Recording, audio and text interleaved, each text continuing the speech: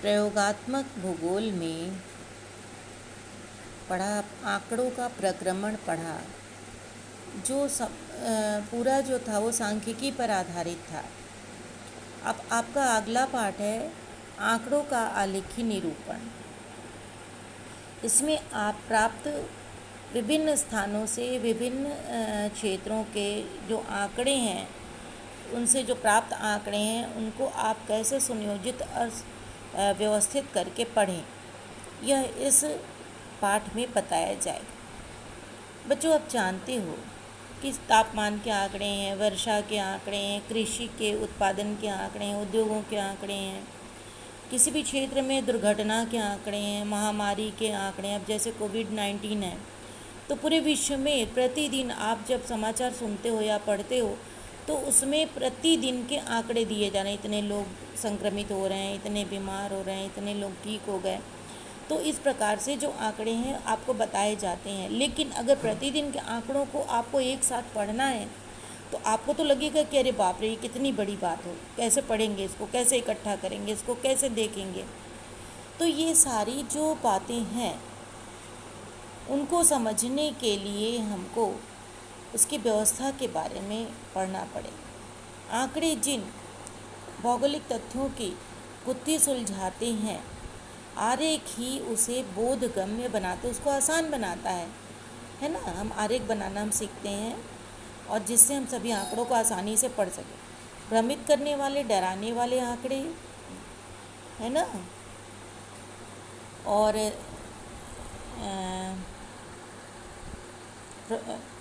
डराने वाले आंकड़े सांख्यिकी तथा वितरण मानचित्रों के रूप में आलेख और आरेखों में रूप में सुरुचिपूर्ण बनाया जाता है। आंकड़े आलेख, आरेख और लेखाग्राफ में प्रायोगिक क्रियाकलाप हैं जो चौंकाने और घबराने वाले आंकड़ों को चित्रमय, रुचिकर और पठनीय बनाते हैं। आंकड़ों के साथ एकत्रीकरण, संकलन, प्रस्तुतिकरण के जो चरण जुड़े हैं उनकी प्रक्रिया ही चित्रांकन है। आरेख और चित्रांकन की प्रक्रिया है जो तथ्यों को अर्थपूर्ण और तुलनात्मक बनाकर भूगोलविदों के उचित मार्गदर्शन करते हैं। इनको बनाने में समय भी कम लगता है। इनको बना लेने से समय और श्रम बचता है, साथ ही क्षमताओं में वृद्धि होती है, विविध संदर्भों को जानने और समझने में सुविधा होती है। अब आपको आंकड़ों के प्रदर्शन की बात बताते हैं। आंकड़ों को आलेख, आरेख तथा लेखाग्राफ के माध्यम से चित्रांकन की प्रक्रिया ही आंकड़ों का आलेखी निरूपण के नाम से जानी जाती है। जो भी एकत्रित जो संख्याएं हैं, जो आंकड़े हैं, उनको हम इस तरह से व्यवस्थित करें जो हमारी समझ में आ जाए। इसके लिए भूगोलवेत्ता, अर्थशास्त्री, वैज्ञानिक, अनुसंधानकर्ता जिन तालिकाबद्ध आंकड़ों का उपयोग करते हैं, जन सामान्य को जानने समझने योग्य बनाते हैं, उन्हें चित्रांकन विधि कहा जाता है। एक प्राचीन चीनी कहावत है कि एक चित्र हजारों शब्दों के बराबर होता है। लेखाचित्र, रेखाचित्र, आलेख और आरेख ये उपागम है। आपको पता है, पहले आप प्राचीन जब लिपियों को पढ़ोगे बच्चों, तो उनमें चित्रों की भाषा लिखी, चित्र बने हैं। आप आज भी विभिन्न प्रकार के जो वो फील्ड हैं, जासूसी जो होते हैं, उनमें भी विभिन्न प्रकार के कोड और चिन्हों का प्रयोग किया जाता है भाषा के लिए। तो इस तरह से जो चिन्ह है वो बहुत कुछ कहते हैं और उसको वही जान पाता है जो उसके लिए प्रशिक्षित हो, जो उसकी ट्रेनिंग लिया हो। आज अगर हम आपको पढ़ाने जो जा रहे हैं, रेखांकन करना या चित्र बनाना या आंकड़ों को प्रदर्शित करना, तो अब जो व्यक्ति इसको नहीं जानता है वो दूर से देख के समझ सकता है कि ये उसी को समझने के लिए इसको व्यवस्थित करना ज़रूरी है ना। तो आप ये समझ लीजिए कि रेखाचित्र, आरेख और आरेख में उपागम है जिनमें गागर में सागर भरा है। इनके माध्यम से विभिन्न आंकड़ों का दर्शन भौगोलिक सीमा में सुगमता से किया जा सकता है। यानी कि उसको कोई भी पढ़ देख करके समझ सकता है कि इसकी स्थिति क्या है। एक ओर से आंकड़ों का चित्रांकन एक ओर से नेत्रों को अच्छा लगता है तो दूसरी वो हमारी समझ को बढ़ाता है। इनके माध्यम से दो तथ्यों की तुलना करना सरल हो जाता है। अगर विश्व के दो देशों के हर आर्थिक भौगोलिक सभी आंकड़ों को एकत्रित कर लिया जाए तो उस देशों की स्थिति को अच्छी तरह से समझा जा सकता है। आलेख आरेख और मानचित्रों के चित्रांकन के समय निम्न आलेख आरेख और मानचित्रों का निर्माण निम्नलिखित नियमों के आधार पर किया जाता। तो इन आंकड़ों को समझने के लिए तो आंकड़ों की रचना हमें करनी होती है। तो आरेखों की रचना के लिए कौन कौन से आरेख हम सीखेंगे।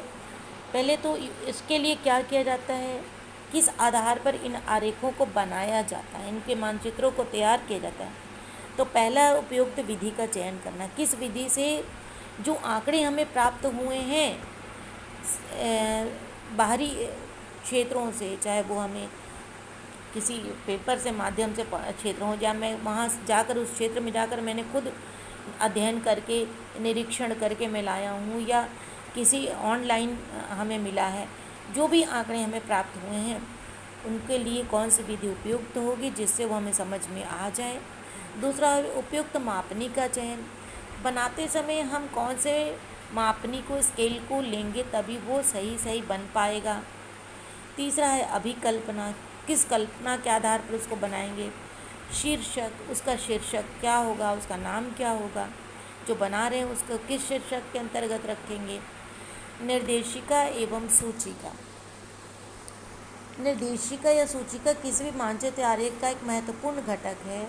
यह मानचित्र और चित्र में उपयोग किए गए रंगों, छाया, प्रतीकों और चिन्हों की व्याख्या करता है।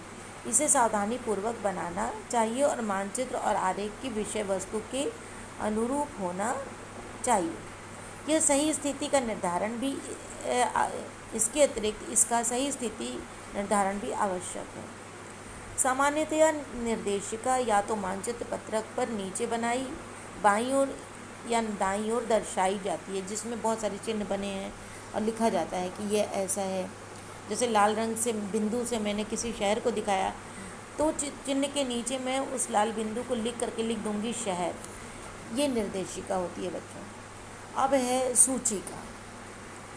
निर्देशिका और सूचिका वही है जिससे सूचनाओं को हम प्रदर्शित करते हैं।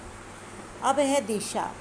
दिशा के लिए मैंने बताया आपको, पृथ्वी की धरातल के भाग का प्रदर्शन होने के कारण मानचित्र पर प्रमुख दिशाओं के निर्धारण की भी आवश्यकता होती है। इसलिए दिशा प्रतीक एवं अंतिम मानचित्र पर उत्तर दिशा के प्रतीक को निर्दिष्ट स्थान पर अंकित कर दिया जाता है।